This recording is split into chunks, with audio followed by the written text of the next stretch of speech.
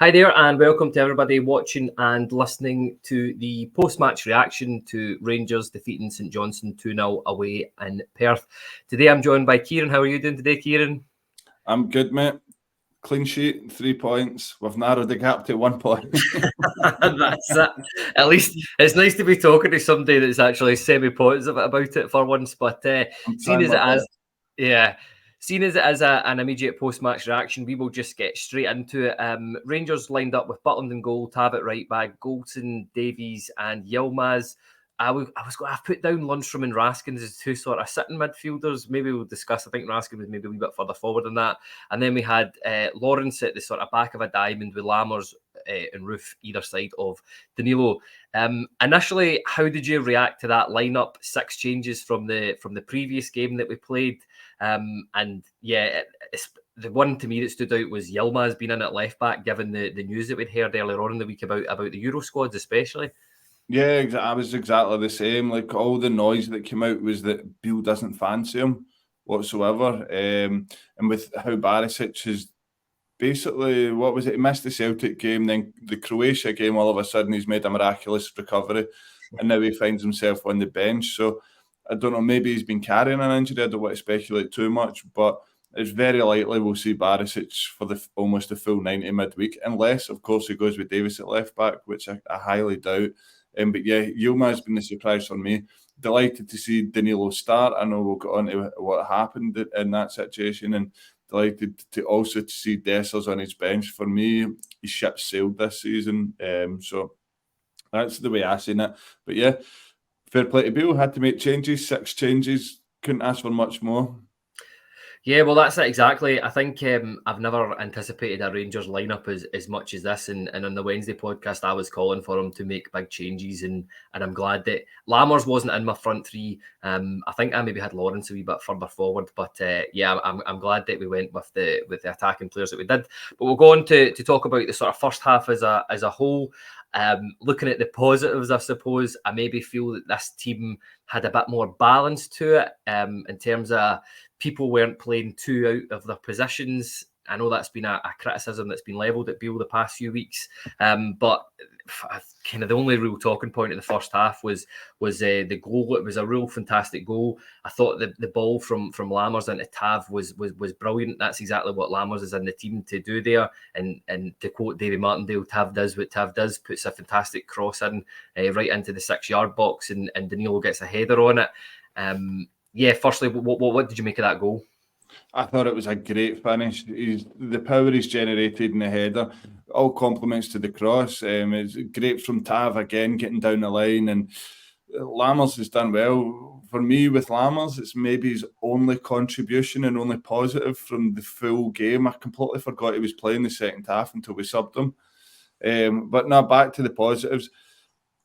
It's a fantastic finish. When I watched a lot of the Danilo stuff before he came, it's very similar to one of the goals he scored. He's met the cross very well, and he's just left the keeper with absolutely no chance. But I've never felt so deflated after a goal in all my life. It was quite a nasty one. Yeah, you're not joking there. So obviously having a wee bit of knowledge about these things and having looking at it straight away, I could see that it was pretty bad. I think Beale's come out and confirmed that he has fractured his cheekbone. If he has, depending on how bad the x-rays are, and it'll either require surgery or not. And I think he'll probably be out for about 6 to 8 weeks. And I think we'll be seeing the Castor masks being sold in the shop sooner rather than later, to be honest. But how big a blow is that going to be to Rangers having Danilo out for, without it being confirmed? I certainly think he's going to be out for a wee bit of time. And it's huge because the one thing I think every fan was in unison with was that Danilo has to play after the Old Firm game. He's got to play. Beale starts him, he plays, he scores. Things couldn't have went any better until he scored. And then it's disaster. I think the wording from the commentary, I think, was incorrect. A compound fracture, am I right in saying, is usually when the bone comes through the skin? So in this case, I think it's what you call a closed fracture. So you could see by the still images that it would look like a dent inside his head, and that's a Sorian. I think he's been out for the count as well on the ground, because you see when the doc gave the sign for the substitution, and you could see his hand saying, no, I'm not going off. He's obviously completely delirious to what's going on and what he's actually done. So it's a massive blow, and it's a shame. And I would have loved to have seen more time of him and Roof together up front, because they're similar players, but obviously both carry a similar threat. So I'm deflated by that one. I think that's everything for the first half. Yeah, you're not joking there. As I said, it's something that you touched on there. I got to compliment both medical staff for St John's. I can't remember the St Johnstone boy's name, but the fact that they very acted very quickly, and yeah, I'll be slipping you a tenner for getting the obligatory mention for Doc Waller in there. I'm a big fan of the guy, so yeah, it was a correct decision, and it had to be done. See, when everybody said that Doc Waller would be our best signing this season, they weren't right on the playing front as well. Yeah, listen, if he can score a couple of goals, that would make him the complete signing. But yeah, we'll get into the second half now. If I'm being honest, I thought the first 10 minutes were a bit difficult. Obviously, St Johnstone had the rocket up the backside at half time, and Rangers weathered a bit of a storm. I want to talk about the goal that was disallowed, another disallowed goal from Roof. I found this incredible. Seeing it on VAR, it must have been one of the tightest calls that you've ever seen. What was your thoughts on the disallowed goal? Tell me if I'm wrong here, Kyle, right? But was there not something that came out in the summer to say if the striker's in line or the attacking player is in line, it then gets the benefit of the doubt? Yeah. Well, I don't get this, and I'm even looking at like the still image from the line that's been drawn, and I'm still not seeing it. I still don't know how that's offside. I know it's in line, right? But when you really strip it back, and again, we look back to the decision of Roof's goal against Celtic as well. Are these really the rules that we want to be playing football by? It's like rip it up and start again. Like, where is it really gaining an advantage from being an inch? And the defender's made an asset as well, and he's got off with it scot-free. I'll tell you something though, Sima has done brilliant for that. I thought he looked very bright. His pace, he doesn't look quick, but he just sort of cruises by guys without an issue. And the cutback is very underrated to Roof there. It's such a shame it's not stood. That's 3 and 3 for Roof, and 2 of them haven't counted. Yeah, totally agree with you there. I think the question's got to be asked when it's such fine margins of that, and the fact that the St Johnstone player's so far away from it as well. Like there's no interference. It's not like he's shoving him out the way or getting an advantage on it. I thought it was very harsh, and yeah, it'll be interesting to see that back, and maybe something the SPFL should be looking at in terms of bringing in the VAR. Like we've had in Europe so far this season, which I think has been fantastic, with the decision being really, really quick, and when it's shown, it's really clear and obvious, isn't it, that they're offside or they're not offside. I see. For me, I thought it would have been a lot quicker decision because we use the Hawkeye technology here, don't we? I actually think it was very good. But there seemed to be debate. So there's obviously been debate of, is he in line or is he offside? And if he's in line, it's a goal. If he's offside, it's not. Yeah. To me, that sits on being in line. Yeah, again, total agreement with you there. The next action point from the second half is obviously in 78 minutes, Rangers make it 2-0. And I thought this was a brilliant goal again from Rabbi Matondo. I think Beale said in his post-match that Rabbi perhaps in previous seasons wouldn't have scored this, and I can't disagree with him there. Great finish, but just the fact Lundstrom winning the ball from deep inside the Rangers half. Raskin, I think, played a really, really key important part in this goal where he just took it past the man, played a brilliant ball to Lawrence and Tom Lawrence, who we'll maybe come on to talk about in the final part of the pod. But this was a wonderful pass. He didn't even look up. He just played it round the corner behind the St Johnstone player right into Matondo's feet. He's still got a lot of work to do here, takes it into the box. And as I said before, brilliant finish, Kyran.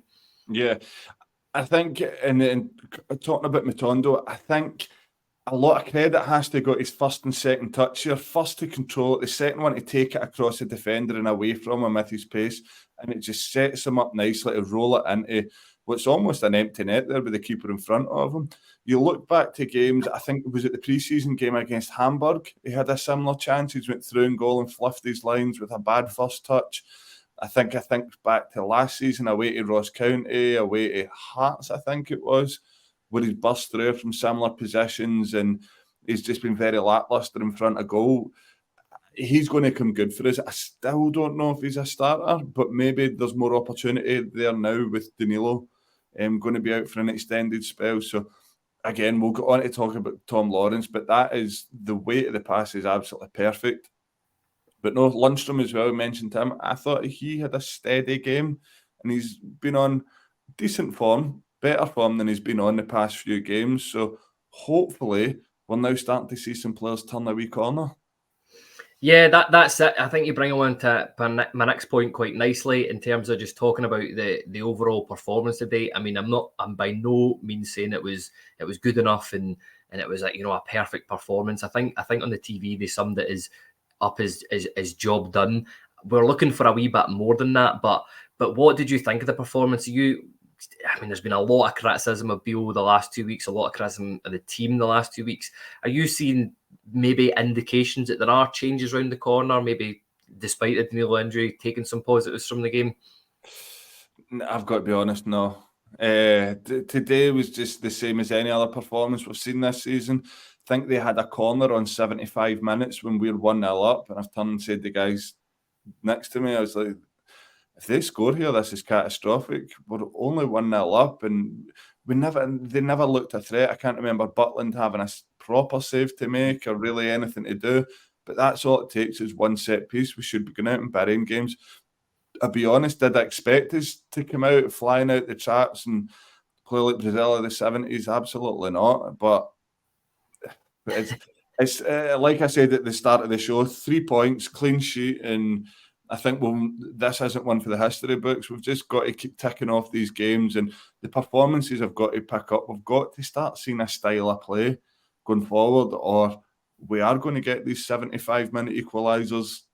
That's what happens when you don't play well and you don't put games to bed. And that's by all means not me saying we didn't play well. It's me more saying that we need to be better. We need to bring in a sort of a fresh style and an identity to the team. I feel like a broken record saying that now, but got a huge, another 4 games ahead that is going to shape how we go into that sort of November, December season. So yeah, just tick them off, just get the heads down and give us something to scream about. Like, what did you think?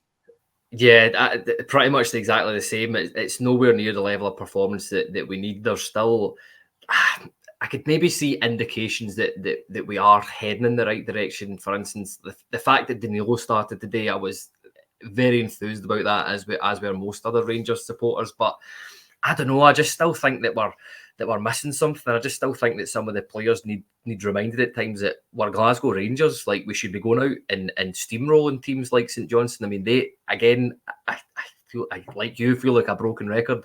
They're not a good team. They didn't have any shots on target. They're sitting bottom of the league. I think they play very, very defensively. And the 2 instances where we had a bit of pace, i.e. Tav going down the right wing, getting the ball off Lammers and crossing it in, and Matondo running off the left and Lawrence finding him, that is the way that we need to play. And I'm still a bit scunnered that Beale hasn't realised that we need pace to play against these teams. But yeah, obviously I've touched on a wee couple of players there, but is there anybody in particular that stood out for you today? I know you touched on Sima and Lawrence is another one for me, but anybody in particular that you thought played pretty well today?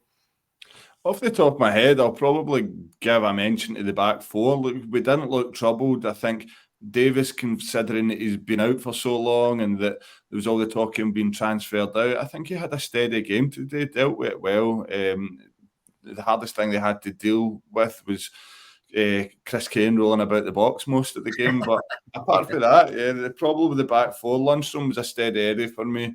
And Roof, I think that I could be very wrong here. Is that his first 90 since the semi-final against Celtic? Yep. That's positive. That's huge for us because he's the best striker at the club right now. Yeah, totally agree. I'm the exact same as you. I thought the 2 of them did have good games. I think there was one defensive clearance that Davies had at the back where I can't remember. It might have been Kane himself had a shot and go, and I don't think Butland was getting to it for what it was worth, and Davies stuck his head in there and got it away. But for me, I if you were given a man of the match today, I would struggle to pick between Sima and Lawrence, to be honest with you. I thought Sima was real positive when he came on, as you said.